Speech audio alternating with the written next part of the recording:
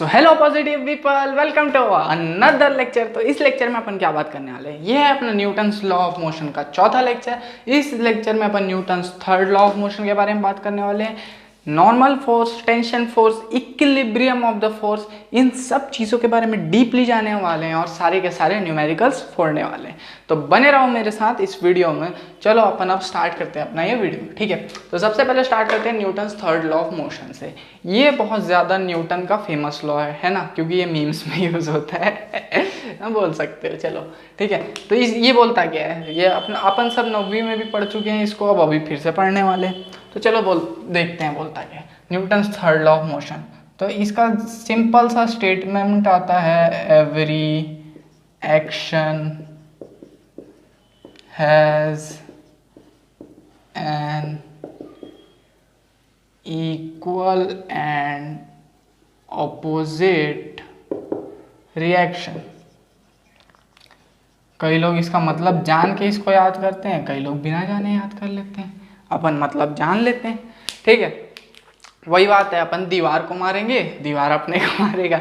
यही सब एग्जाम्पल है इसमें, है ना। अब क्या करूं मैं, एग्जाम्पल बन गए तो बना देते हैं, है ना। तो मैं ज़मीन पे कूदूंगा तो ज़मीन भी मेरे ऊपर फोर्स लगाएगा। इसी कॉन्सेप्ट के कारण अपन चल पाते हैं, है कि नहीं।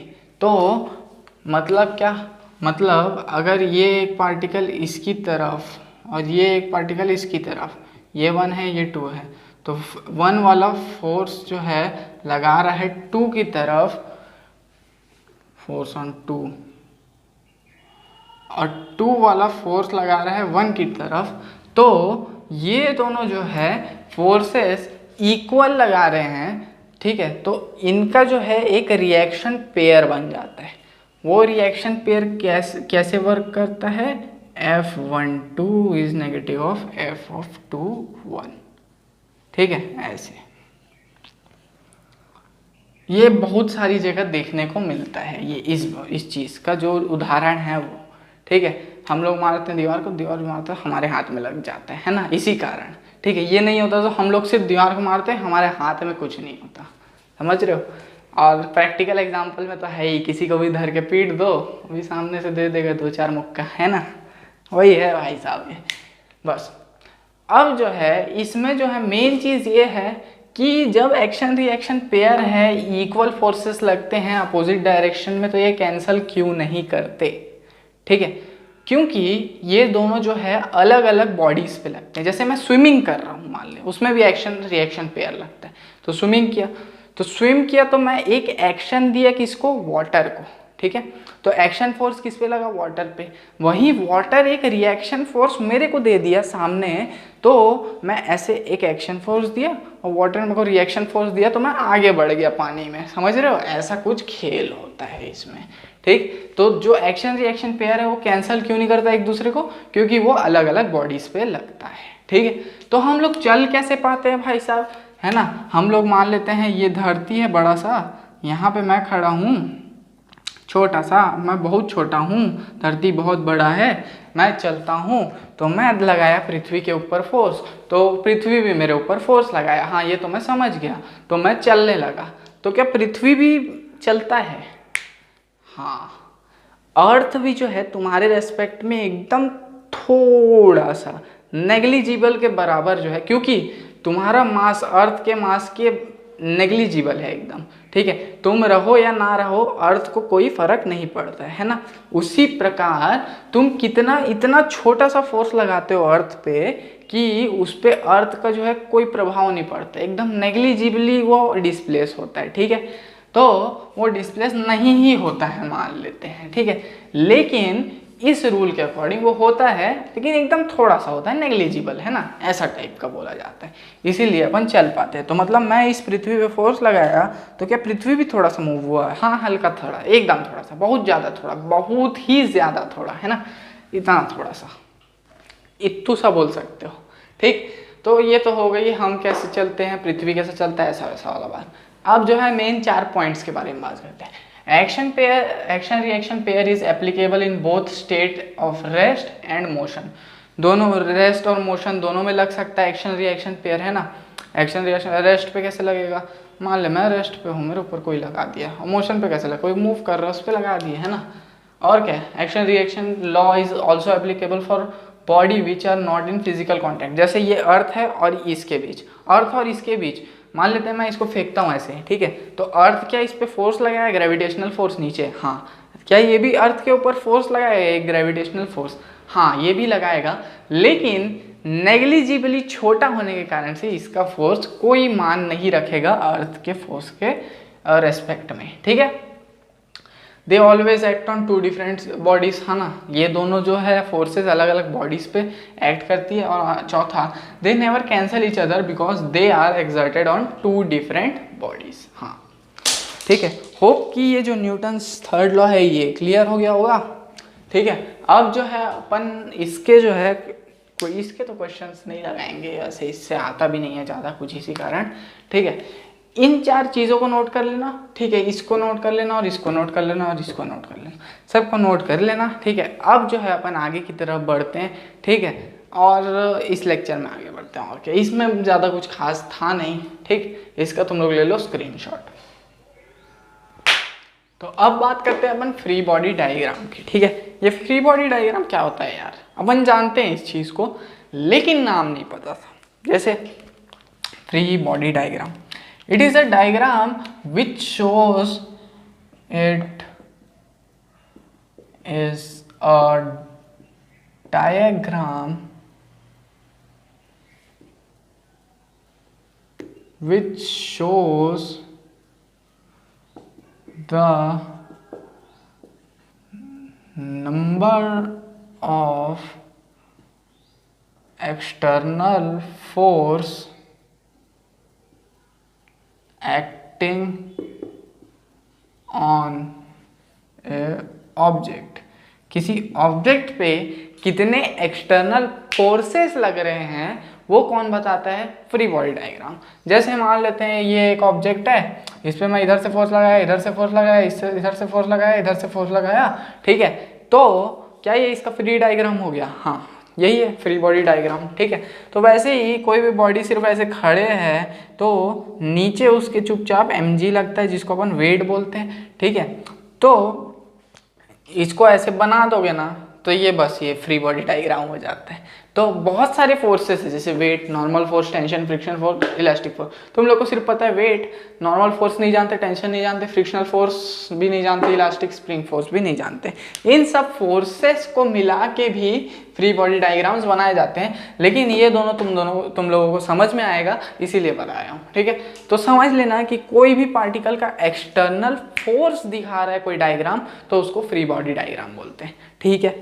फ्री बॉडी डायग्राम तो समझ गए, चलो अब जो है अपन common forces encounter in free body diagram समझते हैं। तो कॉमन फोर्स में सबसे पहले वेट, तो वेट को ही समझ लेते हैं, चलो सबसे पहले पहला है वेट। देखो वेट को पढ़ेंगे, नॉर्मल फोर्स पढ़ेंगे, टेंशन पढ़ेंगे, ठीक है। फ्रिक्शनल फोर्स के लिए अलग लेक्चर आएगा, ठीक है, अलग से 2 लेक्चर फ्रिक्शन का डालूंगा मैं, ठीक है। इलास्टिक स्प्रिंग फोर्स अभी ये चैप्टर पढ़ते पढ़ते आगे आने वाला है, तो इसके बारे में बाद में बात करेंगे। तो सबसे पहले बात करते हैं वेट। वेट सुनते ही क्या होता है, आता है अपने मन में वजन और क्या, ठीक है। तो ये जो वजन है बॉडी का, अगर ये बॉडी रखी हुई है तो नीचे की तरफ लगता है ये जो वजन है वो क्या लग जाता है, m × g। जहाँ मास क्या होता है, m क्या होता है, मास है बॉडी का, और g क्या है, एक्सेलरेशन ड्यू टू ग्रेविटी, जो कि अर्थ लगा रहा है इस बॉडी पे। समझ रहे हो, हाँ समझ रहे हो, ठीक है। तो क्या ये बॉडी मूव कर रही होगी तो भी mg नीचे ही लगेगा, जी हाँ। अगर ये बॉडी मूव कर रही होगी, उड़ रही होगी, तैर रही होगी, जो भी कर रही होगी, अगर वो अर्थ के सरफेस पे है तो mg लगना उस पर ज़रूरी है, ठीक है। तो अगर वो बॉडी इंक्लाइंड सरफेस पे है ऐसे करके, ये थीटा, तो वेट किधर लगेगा, तो भी वेट नीचे ही लगता है, ठीक है, ऐसे करके ये नीचे mg। तो क्या इसके वेट के कंपोनेंट भी होते हैं, हाँ ये हुई मुद्दे की बात। कैसे मुद्दे की बात, इसके वेट्स के जो है ना कंपोनेंट्स भी बनते हैं, कैसे, मतलब इस तरफ जो है ये परपेंडिकुलर कंपोनेंट मतलब पैरेलल कंपोनेंट बनता है, ये थीटा रहता है ये, और इधर परपेंडिकुलर। मतलब क्या, ये थीटा कहाँ से आया और ये वाला, ये थीटा है तो ये भी थीटा कैसे आया, ये यहाँ ट्रायंगल देखो यहाँ पे, ठीक है, ये थीटा है, ये 90 है, तो ये 90 माइनस थीटा होता है, ये 90 माइनस थीटा होता है, ठीक है। अब जो है मैं इसके ये ए बी लाइन के परपेंडिकुलर में एक लाइन बना दूंगा, ठीक है, तो ये वाला क्या थीटा हो जाएगा, हाँ कैसे कैसे कैसे कैसे कैसे, ए बी के परपेंडिकुलर ओ ए बना दिया, ठीक है, ये 90 माइनस थीटा है, ये पूरा 90 है, तो क्या ये थीटा नहीं होगा, हाँ बिल्कुल होगा, तो ये थीटा हो जाता है। तो एम जी का इस तरफ वाला जो कंपोनेंट है वो एम जी कॉस थीटा हो जाता है, और एम जी का इस तरफ वाला कंपोनेंट क्या हो जाता है, एम जी साइन थीटा हो जाता है। तुम लोगों को पता होगा एक फोर्स के दो कंपोनेंट, एक कॉस थीटा एक साइन थीटा, है कि नहीं, तो वही है ये। तो ये जो वेट है ये ऐसे ही वर्क करता है, ठीक है, इंक्लाइंड में ऐसे और नॉर्मल में ऐसे, ठीक। होप कि वेट क्लियर हो गया होगा। अब नॉर्मल फोर्सेस की बात करते हैं और नॉर्मल फोर्सेस क्वेश्चंस भी देखते हैं, इन सब का तुम लोग ले लो स्क्रीनशॉट। अब नॉर्मल फोर्सेस देखते हैं, चलो। तो अब बात करते हैं यहाँ नॉर्मल फोर्सेस की तरफ, ठीक है। नॉर्मल फोर्सेस कैसे होते हैं, ठीक है, whenever two surface are in contact and press each other normal forces acts, ठीक है, या फिर it is a measure of how strongly the surface in contact are pressed against each other. मतलब क्या ये दोनों एक दूसरे को ऐसे करके दबाएंगे जोर से, तो क्या ये दोनों भी एक दूसरे की तरफ नॉर्मल फोर्स लगा रहे, बिल्कुल हाँ, ठीक है। तो क्या ये दोनों ऐसे दबाएंगे तो एक दूसरे की तरफ नॉर्मल फोर्स लगा रहे हैं, बिल्कुल हाँ। क्या ये मेरे हाथ पे ऐसे रखा है तो नॉर्मल फोर्स लग रहा है, बिल्कुल हाँ, ठीक है। तो कोई भी सरफेस किसी भी जगह पे रखेगा या फिर किसी भी सरफेस को प्रेस करेगा तो एक फोर्स उस पर एक्ट करने लग जाता है जो कहलाता है नॉर्मल फोर्स, ठीक है, ठीक। Normal force acts in such a way that it tries to compress the body और it acts along always perpendicular to the surface. अब ये नॉर्मल फोर्स लगता कैसे है, इन सब कंडीशंस में बताता हूँ कैसे लगता है। तो मान लेते हैं कोई मास एम चुपचाप रखा हुआ है, ठीक है, तो नॉर्मल फोर्स जो है इस सरफेस जिसको मैं बी बोल रहा हूँ और इसको मैं ए बोल रहा हूँ, तो इसकी तरफ जो है इसके ऊपर ये जो बॉक्स है, मतलब ये जो कोई मास है जो डब्बे के शेप में है उसको मैं इस सरफेस पे रखा हूँ, उस पर एक नॉर्मल फोर्स क्या लगेगा, normal surface on A with respect to B.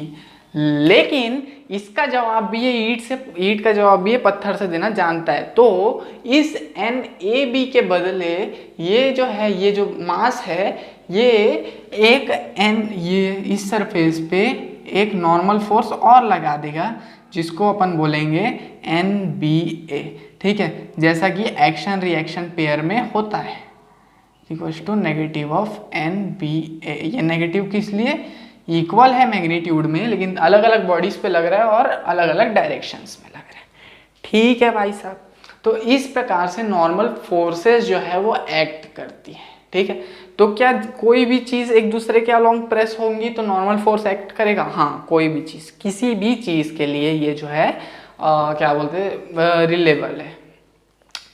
तो कोई भी चीज़ प्रेस की एक दूसरे पे तो नॉर्मल फोर्स और क्या, ठीक है। तो इस पे क्या लगेगा, तो देखो डायरेक्शन कैसा रहेगा, normal force acts in such a way that it tries to compress the body. ये जो है ऐसे क्यों फोर्स लगा है, क्योंकि इससे बॉडी कंप्रेस हो सकती है, ट्राई करता है कंप्रेस करने का, तो इस पे कैसा लगाएगा, या फिर सीधा सिंपल जानना है तो परपेंडिकुलर लगता है बोल सकते हो। लेकिन ये जो परपेंडिकुलर वाला है वो हर समय सही नहीं होता है, ठीक है, ये कंप्रेस वाला है वो हर जगह सही होता है, और इसलिए कंप्रेस वाला परपेंडिकुलर वाला दोनों बता दिया, ठीक है। मैक्सिमम बुक्स में ये परपेंडिकुलर वाला दिया होगा क्योंकि ये जो है ज़्यादा ना अपने को कन्फ्यूज़ नहीं करता इसलिए, लेकिन ये कन्फ्यूज़ करता है थोड़ा सा। तो इसको अगर ऐसा करके कोई चीज़ दिया है और ऐसे रखेगा तो कंप्रेस करने की कब कोशिश करेगा, जब इसको ऐसे दबाऊंगा तो नॉर्मल फोर्स कैसे लगेगा, ऐसे करके, ठीक है। मान ले इसको ए बोलता हूँ और इसको बी बोलता हूँ, तो ये है normal force on A with respect to B, तो ये भी इसकी तरफ लगाएगा एक एन बी ए, ठीक है। अब मान लेते हैं ऐसा रॉड रखा है तो उस पर नॉर्मल फोर्स कैसे लगेगा, तो जहाँ जहाँ पे वो टच कर रहा है वहीं वहीं पे लगेगा। तो यहाँ टच कर रहा है, यहाँ टच कर रहा है, मान लेते हैं ये पॉइंट है, तो यहाँ पे normal force with respect to A, मान लेते हैं ये बी पॉइंट है, normal force with respect to B, तो ये भी इधर लगाएगा बिल्कुल, ये भी इधर लगाएगा, ठीक है। अपने क्वेश्चन में कोई एक ही नॉर्मल फोर्स पूछेगा, ठीक है, या तो क्वेश्चन में ऐसे पूछेगा what is the normal force of body which ground makes on this body, मतलब क्या ग्राउंड जो है इस बॉडी पे जो नॉर्मल फोर्स लगा रहा है वही बताओ बोलेगा, तो एन ए बी सिर्फ बताना है, एन बी ए नहीं बताना है, होशियार बन के, ठीक है, ठीक है। तो इस पे ऐसे लगेगा, इस पे ऐसे लगेगा, जब जहाँ जहाँ टच कर रहा है वहीं वहीं पे लगेगा। तो इस कंडीशन में कैसे लगेगा, कोई सर्कुलर बॉडी है तो देखो इस कंडीशन में कंप्रेस करने की कोशिश कर रहा है, तो कंप्रेस जो है वो परपेंडिकुलरली ही होता है, तो परपेंडिकुलरली कैसे, ये जो है ऐसे कंप्रेस करेगा कि ये जो फोर्स है नॉर्मल का वो सेंटर की तरफ जाता दिखेगा, ठीक है, ये बी मान लेते इसको, वो सेंटर की तरफ लगेगा वो फोर्स। तो यही मैं सर्कल को ऐसे करके पलट के ऐसे रख देता, ठीक है, तो नॉर्मल फोर्स कैसे लगता, ऐसा एन ए बी, सेंटर की तरफ, हमेशा सेंटर की तरफ ही लगेगा, ठीक है। जब दो मासेस है तो कैसा लगेगा, ठीक है, ये ए है मान लेता हूँ, ये बी है, तो मास जो है ए वाला, ये जो बी वाला मास है ए पे लगाएगा ऐसे करके, on A with respect to B, तो ए वाला भी ये बी पे लगाएगा ऐसे करके, एन बी ए, ठीक है। जहां कनेक्ट रहेंगे ये मतलब जहां पे वो दोनों टच करेंगे एक दूसरे को, वहीं पे सिर्फ नॉर्मल फोर्सेस पॉसिबल है और कहीं नॉर्मल फोर्स पॉसिबल नहीं है, ठीक है। मतलब क्या, मतलब इस फोर्स को लगने के लिए कांटेक्ट जरूरी है, सीधी बात, ठीक। तो होप कि नॉर्मल फोर्स पूरा क्लियर हो गया होगा। अब इसके थोड़े बहुत मैं क्वेश्चंस दिखाता हूँ नॉर्मल फोर्स के, फिर और क्लियर हो जाएगा, फिर टेंशन की बात करेंगे अपन, ठीक है। तो इसका ले लो स्क्रीनशॉट। तो अब बात करते हैं यार अपन नॉर्मल रिएक्शन के दो क्वेश्चन के बारे में, ये दोनों क्वेश्चन पूरा का पूरा कॉन्सेप्ट खोल देंगे, ठीक है। तो चलो पहला क्वेश्चन देखते हैं, find all possible normal forces, मतलब जितने पॉसिबल नॉर्मल फोर्सेस है बताने बोला है, ठीक है। तो इसके लिए सबसे पहले मैं ये वाला ए वाला उठा लेता हूँ, फिर बी वाला उठाऊंगा। तो फॉर ए पहले ए वाला उठा देता हूँ, ठीक है। तो ए वाला उठाया तो ए कहाँ कहाँ से कनेक्टेड है देखना, ठीक है।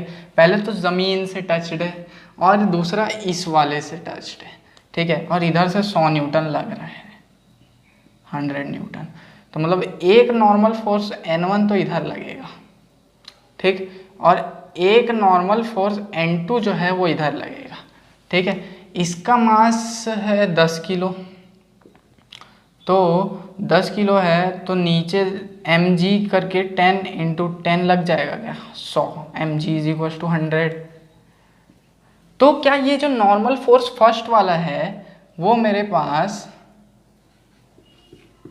100 न्यूटन आएगा क्या, हाँ। कैसे कैसे कैसे कैसे कैसे, ये ज़मीन जो है इस वाले बॉक्स के ऊपर की तरफ नॉर्मल फोर्स लगा है और ये वाला बॉक्स जो है इस वाले बॉक्स पे इधर की तरफ नॉर्मल फोर्स लगा रहा है N2। तो N2 कितना है अब, N2 इधर से 100 न्यूटन लग रहा है और इधर से N2, तो दोनों बैलेंस हो जाएंगे और N2 भी 100 न्यूटन हो जाएगा। अच्छा, तो ऐसे करना है। चलो अब फॉर ब्लॉक बी करते हैं, तो फॉर बी, अब बी के लिए देखते हैं, ठीक है। तो बी जो है ए पे N2 नॉर्मल फोर्स लगाया, ठीक है। तो ए भी बी पे N2 नॉर्मल फोर्स लगाएगा अपोजिट डायरेक्शन में, है ना, क्योंकि न्यूटन का थर्ड लॉ है भाई, every body has equal and opposite reaction. तो बी पे क्या क्या नॉर्मल फोर्स लगने वाले हैं, एक सेकेंड, ब्लॉक बी यहाँ बनाते हैं, ठीक। तो पहला नॉर्मल फोर्स N2 तो यहाँ से लगेगा, ठीक है, क्योंकि ये लगाया इस पे तो वो इस पे भी लगाएगा, ऐसा हिसाब रहता है इसमें, ठीक है।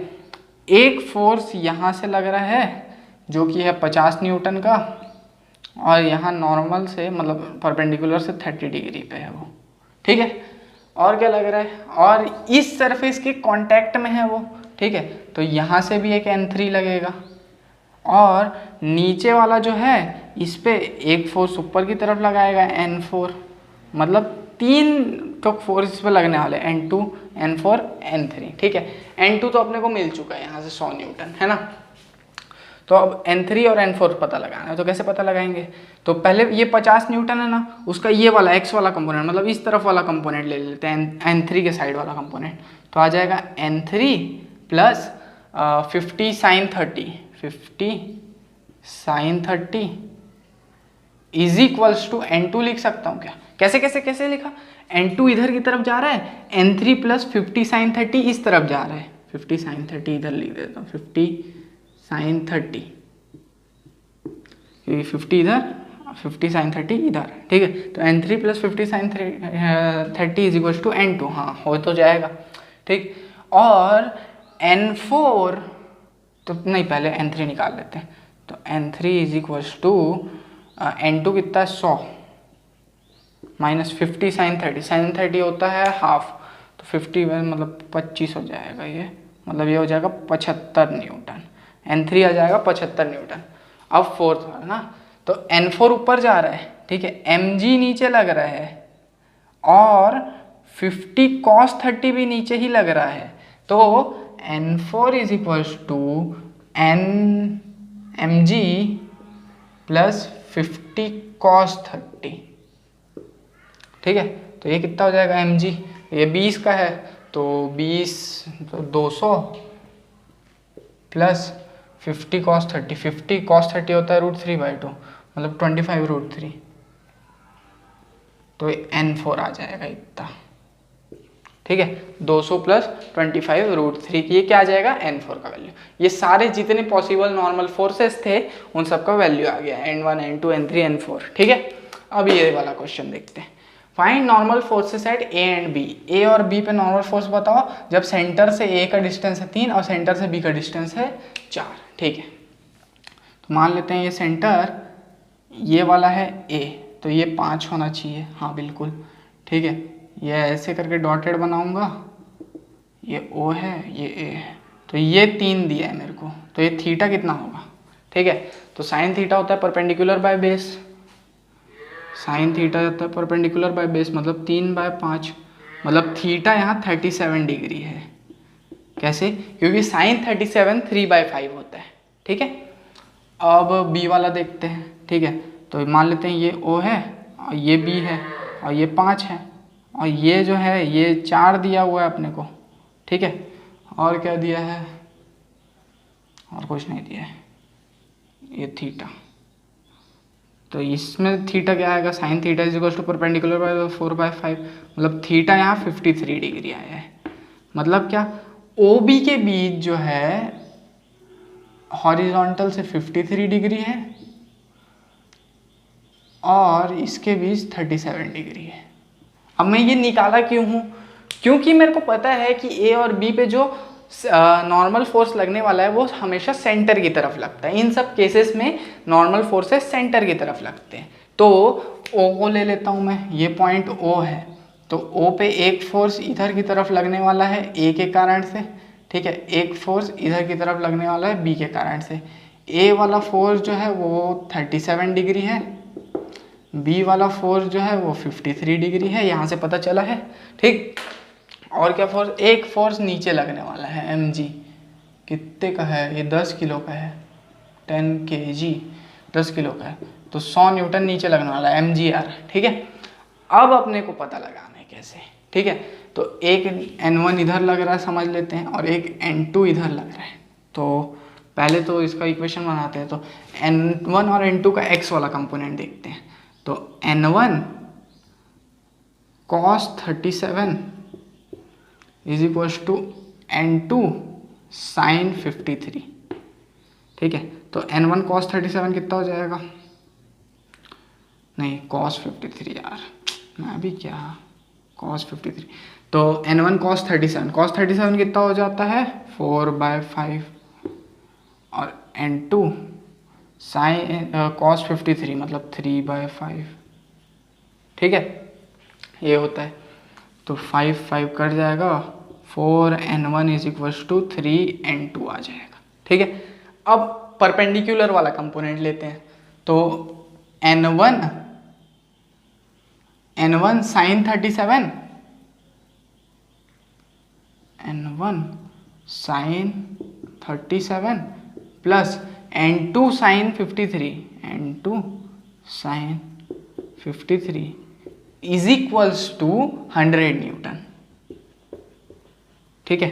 अब N1 और N2 को तो मैं क्या करता हूँ, N1 की जगह 3/4 N2 डाल देता हूँ, ठीक है। तो ये हो जाएगा 3/4 N2। साइन 37 कितना हो जाता है, साइन 37 होता है 3/5 आई थिंक हो, प्लस N2 साइन 53 कितना हो जाता है, sine 53 4/5 is equals to 100 newton. अब इसको सॉल्व करना है, तो कैसे करते हैं, 3 3 9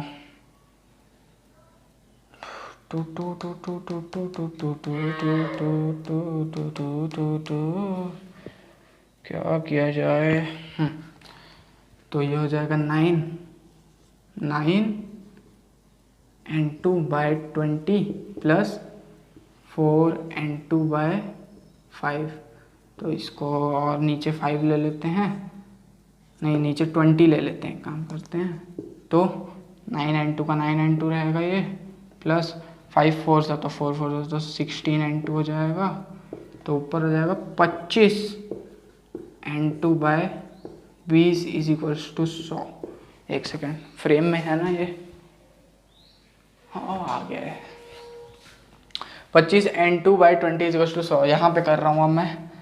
25 N2/20 इज इक्वल्स टू 100, तो इससे 4 टाइम्स में कट जाएगा, तो N2 आ जाएगा मेरे पास 80। N2 80 आ गया। अब N1, तो N1 is equals to 3/4 into N2 था तो 3/4 80, 3/4 इंटू 80, तो 420 सा, तो N1 आ जाएगा 60। ओ ऐसे आया, तो ये N1 और N2 की वैल्यू आ गई। मतलब क्या, मतलब N1 ए पे जो नॉर्मल फोर्स लगेगा वो 60 न्यूटन, और बी पे जो नॉर्मल फोर्स लगेगा वो 80 न्यूटन इस डायरेक्शन में, ठीक है। होप कि ये दोनों क्वेश्चन क्लियर हो गया होगा, ठीक है। अब अपन टेंशन फोर्सेस के बारे में पढ़ते हैं, फिर इक्विलिब्रियम ऑफ फोर्स पढ़ेंगे, फिर ये वीडियो लेक्चर रैप अप कर देंगे, ठीक है। इसका ले लो स्क्रीनशॉट। तो अब बात करते हैं यार अपन टेंशन फोर्स के बारे में, ठीक है। तो टेंशन फोर्स एक स्पेशल टाइप का फोर्स है एक, ठीक है, कि चलो इसका डेफिनेशन छोड़ो, पहले ऐसे ही समझते हैं अपन ना, किससे समझे। हाँ मेरा चार्जर है उधर, हाँ इससे समझते हैं, ठीक है। कि मान लो मैं इसको ऐसे पकड़ा हुआ हूँ, ठीक है, तो इसके ऊपर नीचे mg लग रहा है, हाँ बिल्कुल लग रहा है, ठीक है। मान लो मैं इसको ऐसे पकड़ा हुआ हूँ, इसके ऊपर नीचे mg लग रहा है, लेकिन ये नीचे गिर क्यों नहीं रहा है, ठीक है। इसके पीछे एक कारण है, ठीक है।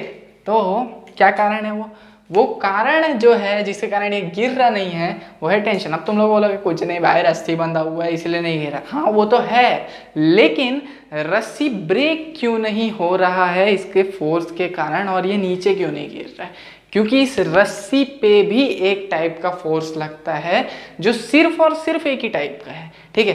क्या मैं इसको ऐसे रख दूंगा और रस्सी को ऐसे करूंगा तो क्या ये उस तरफ जाने बढ़ने लगेगा क्या, नहीं, क्योंकि रस्सी सिर्फ पुल के लिए यूज होता है, ठीक है, पुश के लिए नहीं। तो ये जो है इस टाइप के जो फोर्सेस है, ये इंटरमोलिकुलर फोर्सेस है which became active when string is stretch. मतलब रस्सी जब भी खींचेगी टेंशन फोर्स तुरंत उसके सामने आ जाएगा। मतलब क्या, तुरंत उस समय क्या उस रस्सी पे टेंशन फोर्स एक्ट करेगा। तो क्या टेंशन फोर्स सिर्फ रस्सी पे ही एक्ट करता है, हाँ टेंशन फोर्स सिर्फ और सिर्फ रस्सी होगी या रस्सी जैसी कोई चीज़ होगी या वायर होगा उस पे ही एक्ट करेगा, ठीक है। और जब हम उसको पुल करेंगे, जब उसको खींचेंगे तभी एक्ट करेगा। क्या पुश में टेंशन फोर्स एक्ट नहीं करेगा, नहीं पुश में टेंशन फोर्स एक्ट नहीं करेगा। तुम ही सोचो ना, ऐसे रस्सी बांध दो किसी चीज़ को, ऐसे पुश करो रस्सी को, तो क्या वो चीज़ आगे बढ़ेगी, नहीं, रस्सी मुड़ने लग जाएगा, ठीक है। तो ये उस टाइप का फोर्स है, जब उस अपन उसको खींचते हैं या स्ट्रेच करते हैं तब एक्टिव हो जाता है, ठीक है। तो मान लेते हैं कि ये एक बॉक्स है, यहाँ से चिंटू इसको खींचा, ठीक है, यहाँ से ऐसे करके चिंटू इसको खींचा, ठीक। तो टेंशन फोर्स कहाँ एक्ट करेगा, है, चलो खींच तो दिया है ना, मैं बोला कि रस्सी खींचेगा तो टेंशन फोर्स एक्ट करेगा, लेकिन किस डायरेक्शन में एक्ट करेगा और कैसे एक्ट करेगा। तो टेंशन फोर्स हमेशा away from point of contact और पुलिंग फोर्स के दूर रहता है। मतलब क्या, यहाँ पे क्या पुलिंग फोर्स इस तरफ लग रहा है, हाँ, तो इसके दूर जाएगा ये टेंशन। क्या यहाँ पे किसी पॉइंट ऑफ कांटेक्ट पे है, हाँ, तो यहाँ पे टेंशन जो है वो इधर जाएगा। अब तुम लोग बोलोगे इधर भी टेंशन जा रहा है उधर भी टेंशन जा रहा है, क्या टेंशन बैलेंस हो जाएगा? नहीं, ऐसा कुछ नहीं होगा। ये टेंशन और ये टेंशन सेम है, लेकिन हमेशा पॉइंट ऑफ कांटेक्ट से ये जो टेंशन का जो फोर्स है वो दूर जाएगा। ठीक है, बस ऐसा ही समझ लो। ठीक, ये डायरेक्शन ऑफ टेंशन के लिए रूल बना हुआ है कि direction of tension away from point of contact और पुलिंग फोर्स। ठीक है, होप करता हूँ कि इतना समझ में आ गया होगा। मान लेते हैं अगर ऐसे करके इसको लटका दिए हैं तो किधर जाएगा टेंशन, तो इस पॉइंट पे टेंशन इधर होगा और इस पॉइंट पे टेंशन इधर होगा। ठीक है, हमेशा अवे अवे, हमेशा दूर दूर भगेगा हमेशा। ठीक है, तो होप करता हूँ टेंशन समझ में आ गया होगा। अब इक्विलिब्रियम ऑफ फोर्स बोलते हैं, तो इक्विलिब्रियम ऑफ फोर्स जो है वो फर्स्ट लॉ का ही एक अनदर स्टेटमेंट है, कह सकते हो। ठीक है, तो इक्विलिब्रियम ऑफ फोर्स क्या है? It is a situation when net force acting on A particle is zero. मतलब क्या, अगर ये पार्टिकल ऐसा है, इधर से भी फोर्स लगाऊं, इधर से भी फोर्स लगाऊं, इधर से भी फोर्स लगाऊं, इधर से भी फोर्स लगाऊं, और बोल दूं कि ये पार्टिकल इक्विलिब्रियम में, तो ये फोर्स, ये फोर्स, ये फोर्स, ये फोर्स, ये चारों फोर्स को मैं ऐड करूंगा ना तो जीरो आ जाएगा। समझ रहे हो? ऐसा मतलब ये जो इस पे जो है कोई फोर्स नहीं लगेगा, सब फोर्स एक दूसरे को कैंसिल कर देंगे। जैसे कि तुम लोग इसको ऐसे समझ सकते हो कि ये ऐसा रखा हुआ है, ठीक है, मैं इधर से फोर्स लगाऊंगा तो इधर जाएगा। ठीक है, और अरे भाई साहब किताब है क्या कुछ, हाँ, तुम लोग इसको ऐसे समझ सकते हो कि ये कॉपी रखा हुआ है, ये ऐसे रखा हुआ है। ठीक, मैं इसकी तरफ इधर फोर्स लगाऊंगा तो ये इधर जाएगा। ठीक है, और इसकी तरफ इधर फोर्स लगाऊंगा तो इधर जाएगा। तो इसको मैं सीधा बैलेंस कर देता हूँ ऐसे, तो तुम लोग समझ ही गए हो ऐसे। Two two two two two, हाँ, तो ऐसी। ठीक है, तो ऐसे फोर्स को बैलेंस कर करके यहाँ नेट एक्सटर्नल फोर्स जीरो आ जाता है। उसी जो सिचुएशन है उस बोलते हैं उसको इक्विलिब्रियम ऑफ ए फोर्स, जहाँ x के कंपोनेंट का सम करेंगे तो भी जीरो आएगा, y के कंपोनेंट का सम करेंगे तो भी जीरो ही आएगा। ठीक है, अब बात करते हैं लेमिस थ्योरम की। लेमिस थ्योरम का हल्का फुल्का ही बात करूंगा, इसका जो प्रूफ है वो मैं वेक्टर्स के लेक्चर में दे चुका हूँ। वेक्टर्स का मेरा आखिरी लेक्चर है लेमिस थ्योरम के ऊपर, उस लेक्चर में मैं इसकी क्वेश्चंस भी कराया हूँ और इसका प्रूफ भी दिया हूँ, जाके देख लो। ठीक है, और जिसको नहीं पता वो फिर से देख लो लेमिस थ्योरम क्या होता है। तो मान लेते हैं कि एक पॉइंट ए है, ये वाला पॉइंट, और इस पॉइंट पे एक फोर्स पी की तरफ लग रहा है, एक फोर्स क्यू की तरफ लग रहा है, एक फोर्स आर की तरफ लग रहा है। ठीक है, P और R के बीच बीटा एंगल है, P और Q के बीच गामा एंगल है, और Q और R के बीच अल्फा एंगल है। अब P के अपोजिट एंगल है अल्फा, तो P बाय साइन अल्फा, ठीक है, Q का अपोजिट एंगल है beta, is equals to Q by sine beta, और R का अपोजिट एंगल है गामा, तो is equals to R by sine gamma. ठीक है, ये तीनों इक्वल होते हैं। ये कहाँ से आया? इसका एक प्रूफ है, मैंने बता चुका है वेक्टर्स के लेक्चर में, मैं फिर से नहीं बताने वाला, बहुत लंबा प्रूफ है वो। ठीक है, तो होप करता हूँ ये सब समझ में आ गया होगा। अब अपन इक्विलिब्रियम ऑफ ए फोर्स के ऊपर बहुत बढ़िया बढ़िया जो एग्जांपल्स हैं उनको देखेंगे। ठीक है, लेमिस थ्योरम का भी उसमें यूज़ करेंगे और टेंशन फोर्स का भी उसमें यूज़ करेंगे। ठीक है, तो चलो यार अब इसका ले लो स्क्रीनशॉट, अब वो सब देखते हैं। तो अब देखते हैं अपन ये दो क्वेश्चंस। ठीक है, अरे इसमें तो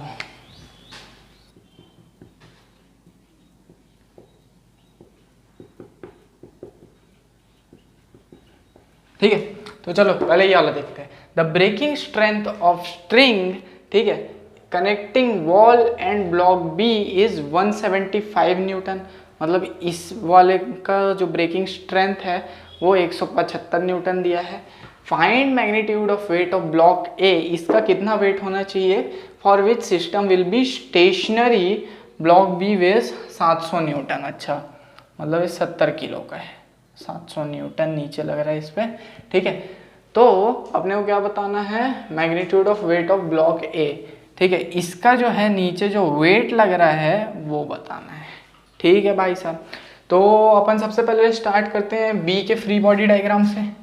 तो बी के फ्री बॉडी डायग्राम से अपन को ये पता चलता है कि ऊपर उसके नॉर्मल फोर्स लग रहा है, इधर की तरफ एक टेंशन फोर्स लग रहा है, और इधर भी वही same tension force at B लग रहा है। तो इस टेंशन फोर्स का जो वैल्यू है अपने को दिया हुआ है कितना? 175। ब्रेकिंग स्ट्रेंथ बोल के इन लोग यहाँ पे टेंशन को पकड़ा गए हैं अपने को। तो टेंशन एट बी दिया हुआ है 175 न्यूटन, ठीक है। ये है यहाँ पे ये टेंशन, ये वाला टीबी, ऐसा करें टीबी है। अब यहाँ पे भी क्या ए पे एक टेंशन लगेगा? हाँ। क्या ये इधर लगेगा? हाँ सेम टेंशन। हाँ तो एक टेंशन क्या इधर भी लगेगा? हाँ। इसको मैं बोलता हूँ टी, ये ए बी, ये सी ले लेते हैं इधर, तो टी सी है, ये टी ए है, ये टी ए है, ठीक है। तो यहाँ पे भी ऐसे टी बी लगेगा, टी बी, ठीक। तो ओ को मैं उठा लेता हूँ और देख रहा हूँ कि टी सी इधर लग रहा है, टी ए इधर लग रहा है, और टी बी जो कि अपने को गिवन है वो इधर लग रहा है, यहाँ से 30 डिग्री पे, ठीक है। तो T C cos 30 is equals to T B होगा क्या? हाँ कैसे कैसे कैसे कैसे, टी सी cos 30 इधर और टी बी इधर, हाँ ठीक है। तो टी सी कितना आ जाएगा? टी सी कितना आ जाएगा? टी बी कितना है 175 और cos 30 होता है √3/2, तो इंटू 2/√3 हो जाएगा। ये 100 200 75 75 150, तो 350/√3 हो जाएगा क्या? टी सी का वैल्यू, ठीक है। अब टी सी साइन देखो यहाँ पे T C sine 30 is equal to T A होगा क्या? हाँ बिल्कुल होगा। तो टी सी मेरे को दिया हुआ है क्या? हाँ बिल्कुल दिया है। तो टी सी की जगह क्या डालूंगा? 350/√3 तो साइन 30 की जगह हाफ डालूंगा is equal to T A. तो हाफ से ये 175 टाइम्स में कट जाएगा, तो टी ए क्या हो जाएगा? 175। अपने से पूछा क्या है? वेट ऑफ ब्लॉक ए।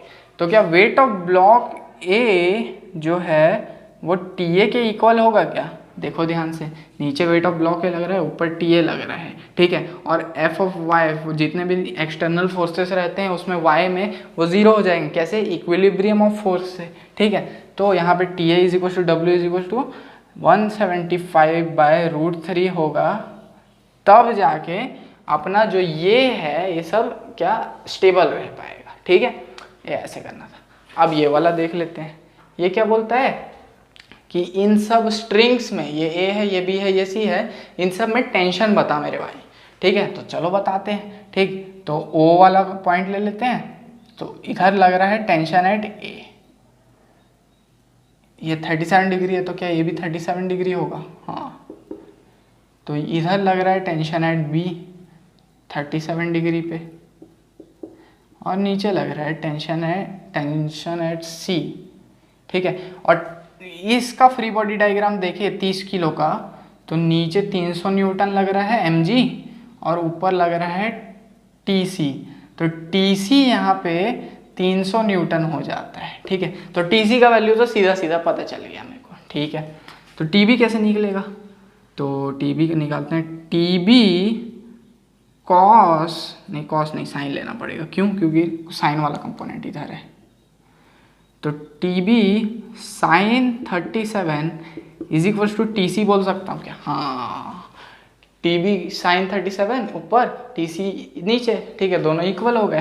तो टी बी कितना दिया हुआ है, मतलब टी सी कितना दिया हुआ है? 300, और साइन 37 होता है 3/5। तो T B is equal to 300 into 5/3 हो जाएगा, तो ये 100 हो जाएगा। तो टी बी हो जाएगा 500। तो टेंशन एट बी कितना आ गया? 500, ठीक है। अब टेंशन एट ए निकालना है। तो T A is equals to T B cos 37 कर दो भाई साहब, ठीक है। तो टी ए क्या आ जाएगा? टी बी जो कि आया था 500, कॉस 37 जो कि आएगा 4/5, तो ये 100 टाइम्स। तो टी ए जो है वो आ जाएगा 400 न्यूटन, ले आ गया। तो टी बी, टी ए और टी सी तीनों मिल चुका है यहाँ पे। होप कि ये दोनों क्वेश्चंस क्लियर होंगे। आगे और भी क्वेश्चंस देखते हैं इनके, ठीक है, तो जिनका ले लो स्क्रीनशॉट। तो अब देखते हैं अपन ये दो क्वेश्चंस, ठीक है। ये क्वेश्चन क्या बोलता है, ये क्वेश्चन बोलता है सारे टेंशंस फोर्स पता लगाने हैं अपने को, ठीक है। तो ये है ए, ये बी, ये सी और ये डी और ये ई, तो सारे के सारे टेंशन फोर्स पता लगाने। तो सबसे पहले इसमें मैं लेता हूँ point D, point D point पर, क्योंकि बहुत सारे फोर्सेस लग रहे हैं। तो सबसे पहला टेंशन तो लग रहा है ये, जिसको मैं बोलता हूँ T1 या फिर इसको बोलता हूँ TE, ठीक है। इस तरफ लग रहा है, मान लेते हैं T1, नीचे लग रहा है 300 न्यूटन, मतलब कोई चीज़ लटकी हुई है यहाँ पे 30 किलो की, ठीक है। तो ये जो है 45 डिग्री है, तो क्या ये वाला एंगल भी 45 डिग्री होगा? बिल्कुल। और ये जो है 37 डिग्री है, तो ये वाला 37 होगा। क्यों? क्योंकि Z बन रहा है ना। 9वीं में पढ़े थे अपन कि Z बनता है तो एंगल्स इक्वल हो जाते हैं, ठीक है।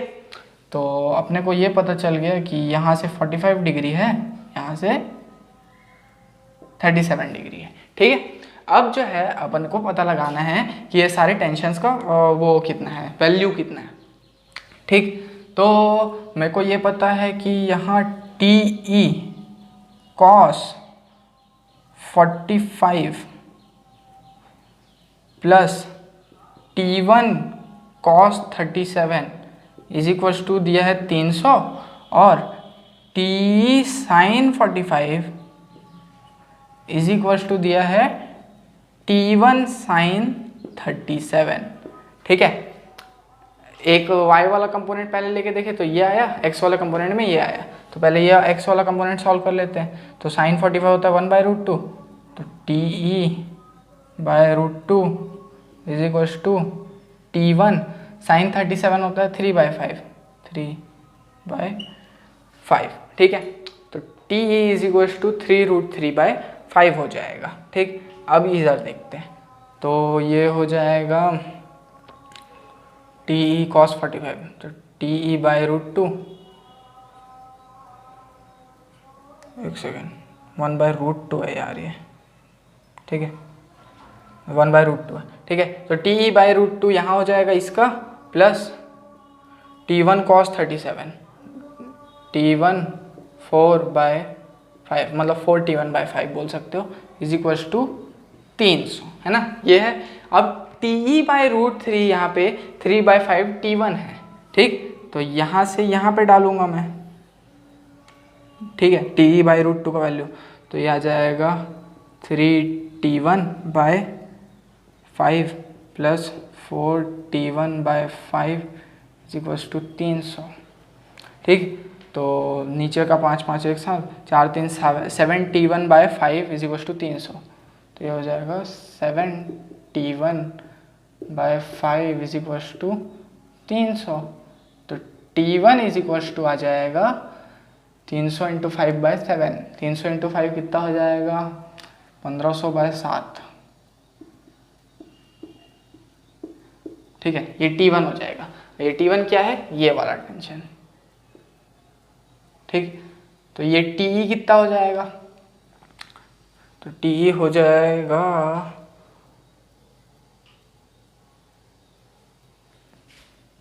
TE हो जाएगा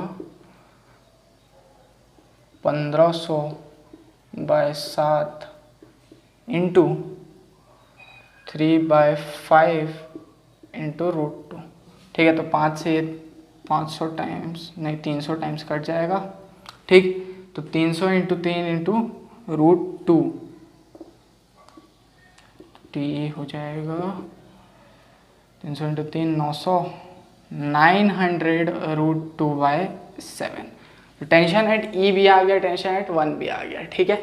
अब क्या निकालना है, अब B वाला देखते हैं। अभी तो पॉइंट D पे लेके देखे थे, अरे यार अब करे तो करे किधर एक सेकेंड, ये वाले क्वेश्चन का भी घेर लेते हैं, ठीक है। बाद में इसको मिटा के अपन वो वाला कर लेंगे, ठीक है। तो अब जो है अपने पास TE आ गया, ये T1 आ गया, ये अब क्या निकालना है, अब एट पॉइंट B लेते हैं। तो at point B. B point पे देखो अब, ठीक है, तो बी पॉइंट पे देखेंगे तो दिखेगा यहाँ पे T1 लग रहा है इधर की तरफ, T1 इधर की तरफ लग रहा है TC और इधर की तरफ लग रहा है TA, ठीक। तो बी पॉइंट लिए, इधर लग रहा है TC, इधर लग रहा है T1, इधर लग रहा है TA और इधर लग रहा है 100 न्यूटन, ठीक है। और हॉरिजॉन्टल वर्टिकल से इनका एंगल कितना है 30 और 37, ठीक। तो पहले x वाला कंपोनेंट ले लेते हैं, तो x वाले कंपोनेंट में क्या आ जाएगा, T1 sine 37 plus TC sine 30 is equals to TA आएगा क्या, हाँ, इसका ये वाला कंपोनेंट, इसका ये वाला component is equals to TA, हाँ, ठीक है। अब TC cos 30 is equals to T1 cos 37 plus 100 आएगा क्या, हाँ, क्योंकि इसका और ये प्लस और इसका ये प्लस हो जाएगा, हाँ, ऐसे में आ जाएगा। तो क्या T1 मेरे पास गिवन है, हाँ, 1500/7, तो मैं यहाँ पे लिखता हूँ 1500/7 ही है ना T1, एक सेकेंड, हाँ 1500/7 है। तो TC cos 30 कितना होता है, √3/2 is equal to T1 cos 37, तो T1 है 1500/7, cos 37 कितना होता है 4/5 प्लस 100, ये काटेगा इसको 300 में, 1200/7 प्लस 100 इज इक्वल टू 3√3/2, तो TC 700 हो जाएगा और ये 1200 पूरा 1900/7, TC आ जाएगा इंटू 2/√3, ठीक है। तो 1900 इंटू 2 जो भी आएगा ये वैल्यू है, लेकिन ठीक है TC की। अब क्या निकालना है अपने को, TC आ गया, अब TA बचा है सिर्फ, तो TA निकाल लेते हैं। तो ये T1 साइन 37, T1 कितना है अपने पास, और इसको मिटा लेते हैं, तो T1 कितना है अपने पास, T1 कितना है, T1 है 1500/7, तो 1500/7 साइन 37 मतलब नहीं 3/5 प्लस TC है इतना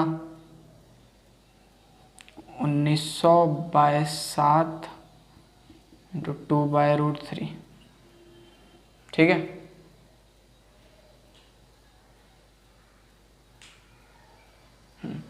और क्या दिया हुआ है यार, इज इक्वल टू TA, तो प्लस कर देते हैं इसको, तो नीचे 7 यहाँ भी है, नीचे 7 यहाँ भी है, 7 5 35, जो भी है यार यही आएगा TA, ये देखो, ठीक है। इसको देख लेना सॉल्व करके, तो TA ये आया, TC ये आया, TE ये आया और T1 ये आया, और क्या निकालना है, ये मिल गया, ये मिल गया, ये मिल गया, ये मिल गया, सारी चीज़ें मिल गई, तो सारे टेंशन्स मिल गए हैं। ये पहला टेंशन, दूसरा टेंशन, तीसरा टेंशन, चौथा टेंशन, ठीक है, ये सारी इसकी वैल्यूज़ हैं। अब जो है अपन ये वाला क्वेश्चन करते हैं, तो तुम लोग इसका स्क्रीनशॉट ले लो, पूरा खिचड़ी बन गया है, तो इसका स्क्रीनशॉट ले लो, फिर वो वाला करते हैं, ठीक है। तो अब देखते हैं अपन ये वाला क्वेश्चन, ठीक है। तो ये कुछ ऐसा दिया है, उसमें T4 निकालने बोला है, ठीक है। तो पहले अपन A वाला जंक्शन ले लेते हैं, तो A वाले जंक्शन पे क्या क्या दिया हुआ है, ये पॉइंट पे ऐसा एक T2 दिया हुआ है, इधर की तरफ जाता है एक T1 दिया हुआ है, नीचे 100 न्यूटन लगता हुआ दिया हुआ है, एंगल दिया हुआ है क्या, नहीं, एंगल निकालना पड़ेगा। तो ये 30 है, तो ये भी 30 होगा क्योंकि Z बन रहा है, ठीक है। तो ये वर्टिकल से 30 पे, तो यहाँ से आ जाएगा T2 sign 30 is equals to T1 और T2 cos 30 is equals to 100। तो T2 इज इक्वल्स टू हो जाएगा 200 बाय √3, ठीक है। और T2 यहाँ डाल देता हूँ मैं, तो T1 आ जाएगा। तो T1 is equals to 200 by √3 into sine 30 होता है हाफ, तो T1 आ जाएगा 100 बाय √3, ठीक है। T1 T2 मिल गया। अब B वाला जंक्शन देखते हैं, एट B। तो B पे क्या चल रहा है? B पे फॉग चल रहा है कितना गंदा जोक मारता हूँ ना मैं भी। ये T3 इधर जा रहा है और नीचे की तरफ नहीं, नीचे परपेंडिकुलरली नहीं जा रहा है, नहीं, नीचे जो है ऐसे करके जा रहा है T2, ठीक है। परपेंडिकुलर से ये 60 डिग्री पे, ये 30 डिग्री पे, ठीक है। तो अपने को T2 तो मिल चुका है वहाँ से, ठीक, फिर भी कर लेते हैं। तो T2 cos 30 is equals to T4 cos 60। तो T2 कितना है? 200 बाय √3 cos 30 √3 बाय 2, √3 से √3 कैंसिल और 2 से ये 200 100। तो T4 जो है, T4 cos 60 है, cos 60 कितना होता है यार? 1/2, ठीक है। तो T4 जो है वो हो जाएगा 200। यही तो निकालना था क्या? अब आगे सॉल्व करूँगा क्या? T4 ही तो निकालना था मेरे को। हाँ, निकल गया। तो होप कि ये जो क्वेश्चन है ये भी समझ में आया होगा। अब जो है आगे बढ़ते हैं, थोड़े से ना अपन नॉर्मल रिएक्शन वाले फोर्स के साथ क्वेश्चन मिला के देखते हैं, इक्विलिब्रियम के साथ, ठीक है। उनके क्वेश्चन करते हैं, उसके बाद लेक्चर रैप अप कर देंगे। तो इसका स्क्रीनशॉट ले लो। अब अपन आखिरी 3 क्वेश्चंस देखते हैं इस लेक्चर के, ठीक है। उसके बाद ये लेक्चर रैप अप करेंगे। तो चलो यार देखते हैं। तो सबसे पहले क्वेश्चन ही ये है, इसमें क्या पता लगाना है अपने को? नॉर्मल रिएक्शंस पता लगाने हैं इन दोनों क्वेश्चन में, ठीक है। फाइंड नॉर्मल रिएक्शन, ठीक है। तो पहले वाले में दिखाते हैं पहले पता, ठीक। तो पहले वाले में देखो 10 किलो का है, ये 10 किलो का है। तो एक फोर्स तो इधर लगेगा सेंटर की तरफ, ठीक है, ये ऐसे करके इधर, इसको मैं N1 बोल लेता हूँ। एक फोर्स यहाँ सेंटर की तरफ, इसको मैं N2 बोल लेता हूँ, ठीक है। ये सेंटर को वो मान लिया, तो O ले लेता हूँ अब मैं, ठीक। तो इधर की तरफ लगा N2 और इधर की तरफ लगा N1। अब N1 जो है और N2 हॉरिजॉन्टल से कितने डिग्री एंगल पे पता चल रहा है? कुछ नहीं चल रहा, देख लेते हैं फिर भी। O से कितने डिग्री एंगल पे लग रहे हैं? तो अगर मैं अंदाज़ा लगाऊं तो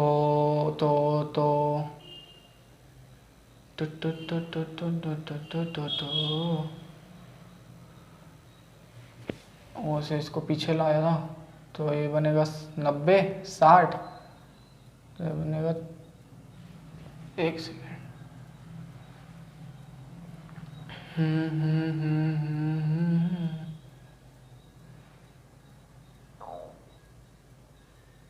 90 60 30, एक सेकेंड, हाँ।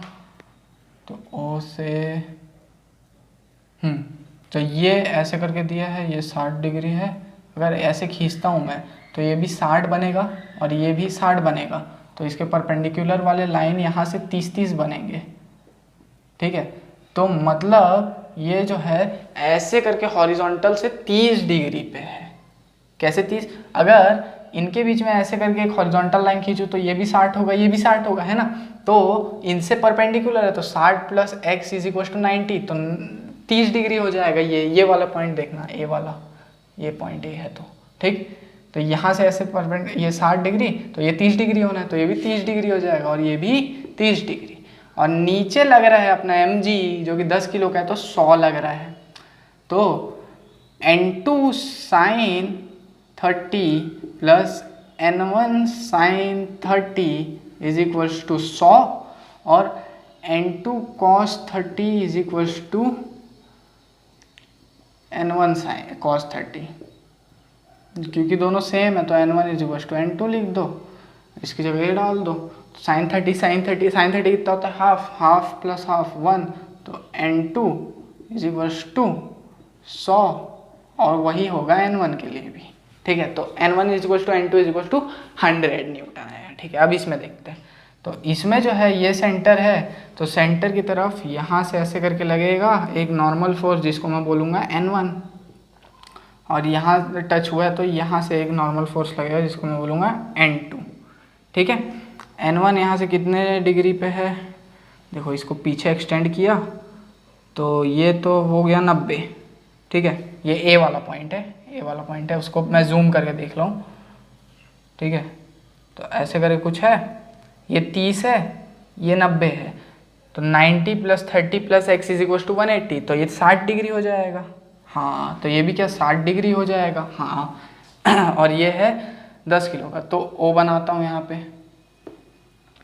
तो ओ बनाता हूँ, ओ में इधर आया N1 जो कि है 60 डिग्री, यहाँ से इधर आया N2 और नीचे आया 100, तो N1 sine 60 is equals to 100,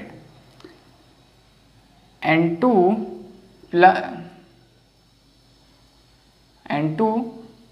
is equals to N1 cos 60, ये दो इक्वेशन बनेगा। तो N1 साइन 60 होता है √3/2, तो 200/√3, तो N1 इज इक्वल्स टू 200/√3, हाँ, ठीक है।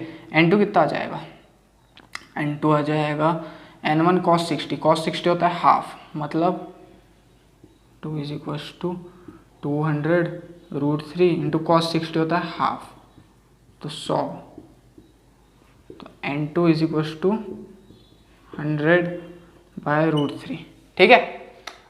अब ये वाला क्वेश्चन देखते हैं, ये तो हो गया, ये N1 N2 इसमें निकल गया। अब इसमें ये देखते हैं, ये थोड़ा सा डिफिकल्ट टाइप का दिख भी रहा है, ठीक है। पहले पढ़ के देखते हैं, चलो डरते नहीं है। 3 ब्लॉक ABC जिसका मास है M 10 किलो, तीनों का ब्लॉक, ठीक है। हॉरिजॉन्टल फोर्स है 40 न्यूटन, इधर से 40 न्यूटन, इधर से 40 न्यूटन लग रहा है A और C पे। Find magnitude of normal reaction between AB and BC, NAB NBC पता लगाना है, और NBA और NCB पता लगाना है, ठीक है। Normal reaction applied by ground on AB and C, ABC जो नॉर्मल रिएक्शन लगा रहा है तीनों पे वो पता लगाना है। तो चलो मैं पहले A का पता लगाता हूँ, तो एट A पकड़ता हूँ, A को पकड़ा ये और इधर से लग रहा है 40, ठीक। तो ये वाला B वाला जो है वह ऐसे करके परपेंडिकुलरली इस पे एक नॉर्मल फोर्स लगाएगा, normal force on A with respect to B। ये दिया है मेरे को 53 डिग्री, ठीक है। तो क्या ये हॉरिजॉन्टल से ये भी 53 होगा, हाँ, क्यों, क्योंकि Z बनता दिख रहा है ऐसे करके। तो क्या ये वाला 37 डिग्री होगा, हाँ बिल्कुल 37 डिग्री होगा, ठीक है। और एक नॉर्मल फोर्स लगाएगा ग्राउंड जो कि A पे है, NA, ठीक है। उसको कौन बैलेंस कर देगा, mg, जो कि कितना दिया हुआ है, 10 दिया हुआ है, ठीक है। तो अब यहाँ पे इसका इक्वेशन बनाते हैं, पहले हॉरिजॉन्टल इन x में इक्वेशन बनाते हैं, ठीक है। तो NAB cos 37 is equals to 40 हो जाता है, ठीक है। अब NAB कितना sin 37 plus mg is equals to NA होगा। तुम लोग बोलोगे कैसे कैसे कैसे, देख NAB जो है ऐसे है, अब उसका ये वाला कंपोनेंट लूंगे तो नीचे लगेगा ना, तो mg के साथ प्लस करेंगे और NA, ठीक है, इन y डायरेक्शन, ये y में है, ठीक है। तो NAB cos 37 40, cos 37 कितना होता है, cos 37 होता है 4/5, ठीक है। तो ये हो जाएगा NAB is equals to 40 into 5/4, तो ये कटेगा 10 बार में, तो 50 आ जाएगा NAB कितना आ गया 50, ठीक है। अब NA कितना आएगा, तो NAB आया 50, साइन 37 होता है 3/5 प्लस mg जो कि 10 है, तो 100 आ जाएगा इज इक्वल्स टू NA, तो ये हो जाएगा 10 टाइम्स मतलब 30 प्लस 100, तो एन ए जो है वो 130 आ जाएगा। ठीक है, ये ए का है, मतलब क्या मिल गया मेरे को, ए मिल गया और ये ए बी का जो फोर्स है वो मिल गया। ठीक है, अब जो है मैं इधर का मिटा रहा हूँ और इन सबको बताऊंगा। है, इसका तुम लोग स्क्रीनशॉट ले लो, 1 2 3। ठीक है, अब मिटा रहा हूँ।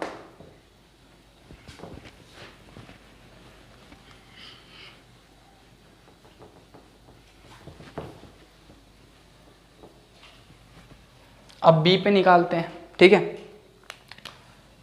एट बी, अब बी वाले को यहाँ लाते हैं। ठीक है, तो ये ऐसे है, ये ऐसे है, ये ऐसे है, ये ऐसे है, तो ऊपर की तरफ लगाएगा एक फोर्स ग्राउंड एन बी। ठीक है, इधर की तरफ एक फोर्स लगेगा एन सी बी। ठीक, इधर की तरफ एक फोर्स लगेगा N A B. Normal force A B तो लगाएगा ना बी की तरफ भाई साहब, तो ये 37 डिग्री पे लगेगा ऐसे करके, क्योंकि ये जो है ये 53 डिग्री, ये भी है 53 डिग्री। ठीक है, तो ये फिर से 37 डिग्री हो जाएगा। हाँ, अब देखते हैं इस पे क्या करें, इसमें तो बहुत झोल माल होने वाला है। ठीक है, तो इन एक्स डायरेक्शन देखते हैं, इन एक्स डायरेक्शन। ठीक है, एक्स डायरेक्शन में देखते हैं, तो एन सी बी कॉस 37 लेता हूँ, N C B cos 37 degree. ठीक है, is equals to N A B cos 37 is equals to N A B cos 37 degree. ठीक है, cos 37 से cos 37 गया, तो N C B is equals to N A B is equals to कितना हो गया, एन ए बी कितना है 50, तो 50।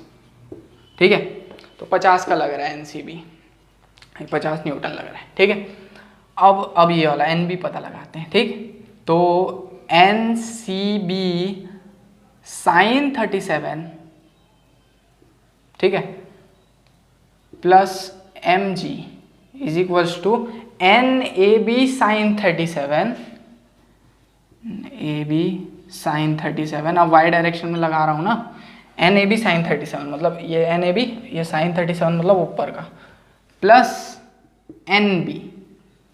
ठीक, ये ऐसा कुछ होगा, तो एन सी बी है अपना 50, साइन 37 होता है 3/5, प्लस एम जी हो जाएगा 100, एन ए बी फिर से 50, साइन 37, ये इससे कट जाएगा क्योंकि दोनों सेम है। ठीक, M G is equals to आ जाएगा एन बी, मतलब एन बी कितना आया 100। ठीक है, समझ गए, तो एन बी कितना आ गया 100। अब इसको मिटाते हैं, अब एन सी निकालते हैं।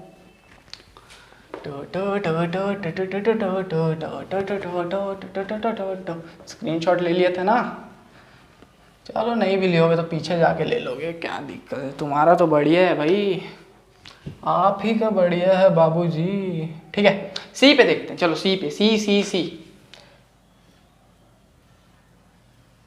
अरे ये कैसा बन रहा है, केबीसी देखते हो भाई, ये है 53 डिग्री। ठीक, तो इस पे जो है ऐसे करके एन ऑफ बी नहीं, एन ऑन सी हो जाएगा, एन सी बी होगा ये। ठीक है, और ये बी सी होगा यार, यहाँ पे बी पे लग रहा है सी के द्वारा, सब जगह बी सी कर लो यार, सी बी नहीं होगा, सी बी तो यहाँ होगा, और हाँ बी सी। तो एन सी बी इधर लग रहा है कितने डिग्री पे, 37 डिग्री पे बाबू लोग। ठीक, ऐसे 37 डिग्री पे ये लग रहा है, और ऊपर लग रहा है एन सी, और नीचे लग रहा है 100, और इधर से आ रहा है 40। तो एन सी बी बोल सकते हैं cos 37 इज इक्वल्स टू आ जाएगा 40। तो cos 37 कितना होता है, cos 37 बोलो जल्दी जल्दी बोलो, cos 37 होता है कितना होता है, 4/5 होता है, हाँ 4/5 होता है, तो 50 आ जाएगा एन सी बी फिर से। ठीक है, और क्या होगा, N C B sine 37 plus, ये देखो एन सी बी ये है, एन सी बी का साइन 37 ऊपर की तरफ, plus N C is equals to mg। तो 50 into 4/5 plus NC is equals to 100। तो 5 10 बार में तो 40, तो NC आ जाएगा 60। तो AB और BC CA सब जो है 50 आ गए हैं, और ये A जो आया है वो आया है ये 130, B आया है 100 और C आया है 60। तो ऐसे करके इस क्वेश्चन को करना था। ये बहुत ज़्यादा लेंदी क्वेश्चन है और ये एडवांस लेवल का क्वेश्चन है, ठीक है। होप करता हूँ ये लेक्चर बहुत अच्छा लगा होगा, ठीक है। मेरे ऊपर प्यार बनाए रखना। तब तक जय श्री राम, मिलते हैं अपन अपने अगले लेक्चर में। Bye bye.